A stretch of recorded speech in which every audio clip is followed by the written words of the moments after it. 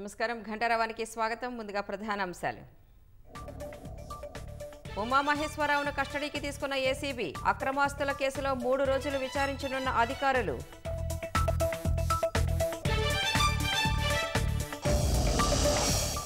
ఖమ్మంలో తల్లి పిల్లల మృతిపై వీడని అనుమానాలు. శవ పరీక్ష నివేదిక వచ్చాకే నిజం తెలుస్తుందన్న పోలీసులు.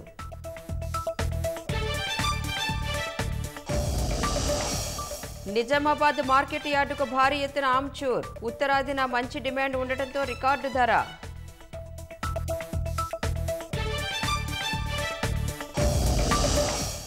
పాక్ మాజీ ప్రధాని నవాజ్ షరీఫ్ కీలక వ్యాఖ్యలు. భారత్తో 1999 ఒప్పందాన్ని తమ దేశమే ఉల్లంఘించిందని వెల్లడి.